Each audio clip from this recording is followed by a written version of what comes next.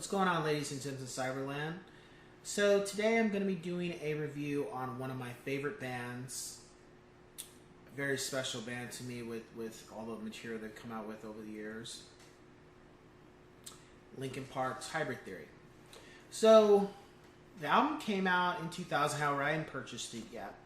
And I was sitting in a Japanese class, and a guy I know, his name's, shout out to you, Richard. He had two, because at that time when I was in high school, I really would just, if I wasn't doing classwork, I would just listen to music. That was really what I love to do with my time. Just put my headphones on and just zone out and just listen to music, because it's one of my favorite things to do. And he had the Matrix soundtrack, so I asked if I could listen to it for a minute. I just wanted to check it out. And there were some good tunes on it. And of course, that was also my introduction to Deftones with the My Own Summer. And also, One Step Closer, I believe, was on there. Or maybe it wasn't. I forget. The point is, he also had Linkin Park. And I had already heard the One Step Closer song. However, I was just kind of on the fence about it because I didn't dislike it. However, I wasn't jumping up and down about it because I felt with the video, how the band was playing, I just got this eerie feeling like, is this going to be another Korn ripoff? Because at this time, Korn was flying high, and the record labels were trying to come out with bands that copied Korn because they figured, well, that'll get people to listen to buy our stuff, and it was really annoying. And when I saw the Linkin Park video, I just got this feeling like, is this what the album's going to be like? It just felt like is it going to be very similar to Korn? And then, of course, knowing what I know now, Deftones.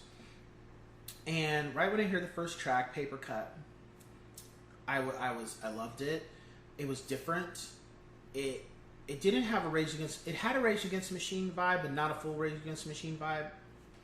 It was nice to hear hip hop mixed with rock. I always like that element. I always feel that's a great element to do.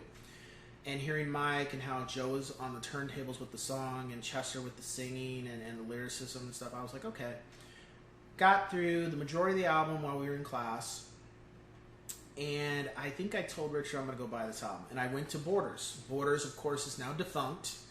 Went out of business a few years ago. But when I bought the album, I went to Borders bookstore and got home.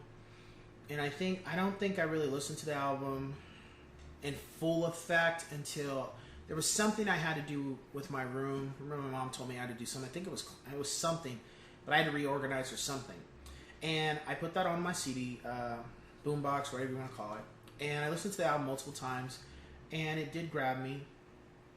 And it was refreshing.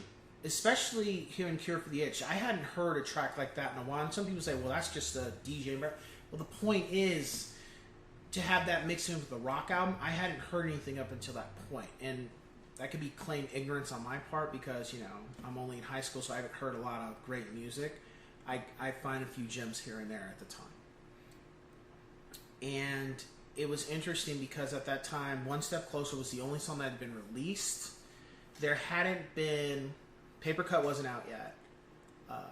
In the End wasn't out yet. And neither was Crawling. And the album was getting steam. It was trudging along. It was starting to sell, but it took a little while.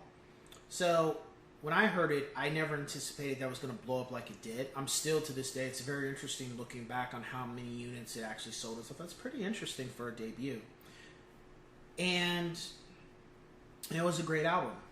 My rating for it, I would give it 5 out of 5 yes sirs. There's not one song on. Well, you know what? I think back then I didn't like Forgotten. I just didn't. I didn't mind the lyrics. I didn't mind the plan. I just didn't like the chorus kicking out for the beginning of the song. I was like, ugh, I don't like that.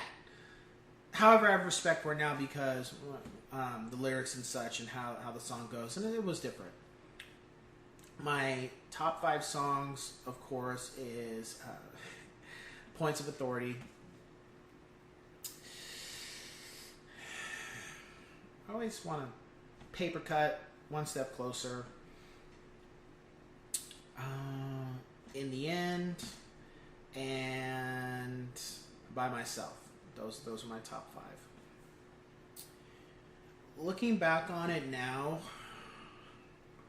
it's now my play on a regular basis.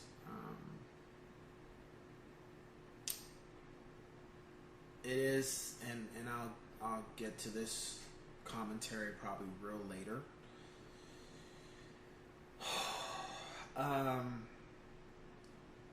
It does have a lot of foreshadowing of what was going to what transpired with Chester many years later. However, it's a very special album to me, and I'm glad I was able to, because most of the bands I'm really fans of, I never was part of that wave of when the band was like, you know, all over the place. I've always came in way later after the fact, so I was never in that zone. So this was one of the few times where I was, and it was interesting. I mean, American Idiot was one of the other ones, but it was just interesting to see how many people were playing them, how many people were interested in them and stuff. So yeah, with that being said, we'll just cue the music. You love the things I say I'll do. The way I hurt myself again.